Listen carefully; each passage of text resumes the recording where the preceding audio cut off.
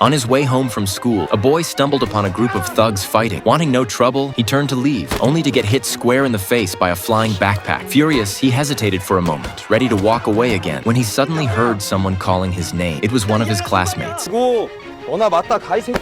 He turned around and told the gang leader to stop and knock it off. Seeing his classmate getting bullied, Sweet, who was also a boxer, refused to just watch. He stepped in and dropped one guy with a single punch. The others rushed at him, but Sweet knocked them all out one after another. He yelled at them to leave. Instead, the thugs tried to swarm him again, but they couldn't even get close before being knocked to the ground. That left only their leader, Nick. Nick angrily swung a punch, but Sweet easily dodged it.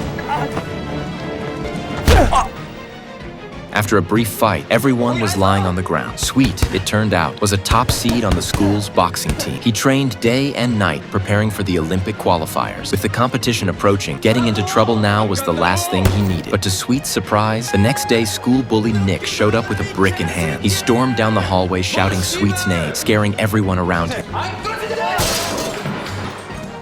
When Sweet arrived, he realized it was the same thug from yesterday. Nick challenged him to a rematch. Just then, Daji stepped forward first. Both boys lunged at each other at the same time.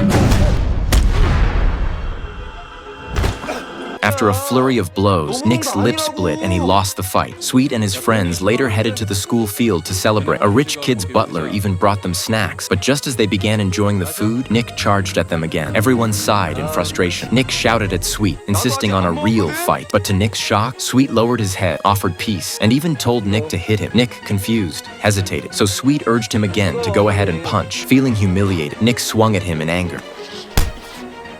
After getting everything out of their systems, the four blunt, straightforward boys ended up becoming friends. Nick declared that since they were friends now, they would stick together and always show loyalty. Soon came the day of the Olympic qualifier. With skill and relentless training, Sweet delivered an inspiring performance. But just when he thought he'd finally made the national team, he heard a devastating announcement. The judges declared the winner of the National Amateur Boxing Finals, the final round of national team selection, to be the red corner. Everyone was stunned. The crowd protested, and even the coach slammed the judge's table in anger, but the decision couldn't be changed. Unable to accept it, Sweet broke down in tears. After all his years of hard work, he still lost to corruption. His dedication now felt like a cruel joke. Sweet began indulging in the consequences of his own unraveling. He chugged beer, shouting that it felt great. Worse, he started attacking classmates who greeted him. He even stole one student's clothes. The boy who once fought monsters had become one himself.